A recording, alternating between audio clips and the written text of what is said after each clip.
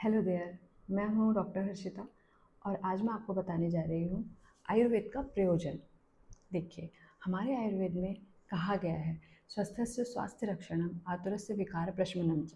स्वस्थस्य स्वास्थ्य रक्षणम, इसका अर्थ है कि स्वस्थ व्यक्ति के स्वास्थ्य की रक्षा करना। आतुरस्य विकार प्रशमनम च मतलब है किसी रोगी व्यक्ति के रोग को दूर करना। आज हम रोगी व्यक्ति के रोग को दूर करने वाली बात को थोड़ा साइड में रखते हैं और हम यहाँ पर बात करते हैं स्वस्थस्य स्वास्थ्य रक्षण, स्वस्थ व्यक्ति के स्वास्थ्य की रक्षा करना। तो सबसे पहले स्वस्थ व्यक्ति कौन है? आचार्य सुश्रुत कहते हैं कि स्वस्थ व्यक्ति के अंदर कुछ लक्षण पाए जाते हैं जो मैं अब आपको बताने वाली हूँ। तो वो हैं समदोष, समअग्नि, समधातु, मलक्रिया। मतलब जो एक व्यक्ति है उसमें जो तीनों दोष होते हैं वात पित्त एवं कफ, वो तीनों समान मात्रा में। फिर उसके बाद सम अग्नि, जो हमारी पाचकाग्नि है, 7 प्रकार की धातुअग्नि है और 5 प्रकार की भूताग्नि है, ये तीनों भी सम होने चाहिए। समधातु, हमारे शरीर में 7 प्रकार की धातुएं पाई जाती हैं, तो वो सातों धातु भी सम मात्रा में होनी चाहिए। फिर उसके बाद मल क्रिया, ऐसे ही जो मल है हमारे शरीर के वो भी सम मात्रा में होने चाहिए। प्रसन्न आत्मेंद्रिय मना स्वस्थ विधीयते। इसी प्रकार व्यक्ति का जब प्रसन्न मन होगा, आत्मा होगी और इंद्रियां होंगी, तो ऐसा व्यक्ति ही स्वस्थ व्यक्ति कहलाता है। और इसी प्रकार से आचार्य चरक ने बताया है सम मांस प्रमाणस्तु सम सहननो नरः। मतलब कि हमारे शरीर में सम मात्रा में मांस धातु हो और शरीर का संगठन समान मात्रा में हो।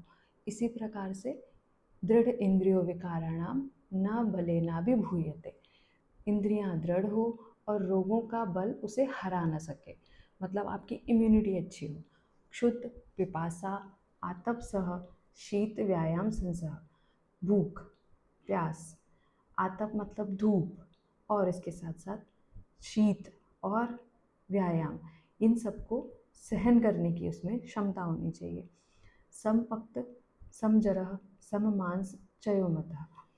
समपक्त मतलब आपको जो खाना जो आप खा रहे हो वो समय पर पचता हो, आपकी जो जरा है, जो वृद्धावस्था है, वो समय पर आ रही हो। सममांस चयोमतः, जितने भी मांस आदि धातु हैं उनका उपचय समान मात्रा में होता हो। आचार्य चरक कहते हैं सर्वमन्यम परित्यज्य शरीर अनुपालेत तद्भावे ही भावानाम सर्वभावा शरीरिणाम। एक व्यक्ति को सभी कामों को साइड में रखना चाहिए और सबसे पहले अपने शरीर के ऊपर ध्यान देना चाहिए। अपने शरीर के लिए क्या अच्छा है क्या बुरा है, इन बातों पर ध्यान देना चाहिए। तद्भावे ही भावानाम सर्वभावा शरीरिणाम। स्वस्थ रहने पर ही, अगर व्यक्ति स्वस्थ नहीं है तो फिर और कोई भी भाव किसी काम के नहीं है। इसलिए व्यक्ति को सबसे पहले अपने शरीर पर ध्यान देना चाहिए।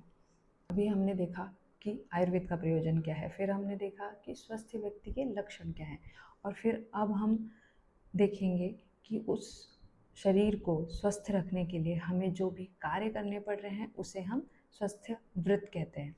अभी हमने देखा आयुर्वेद का प्रयोजन क्या है, फिर हमने देखा कि स्वस्थ व्यक्ति के लक्षण क्या है, उसकी परिभाषा क्या है।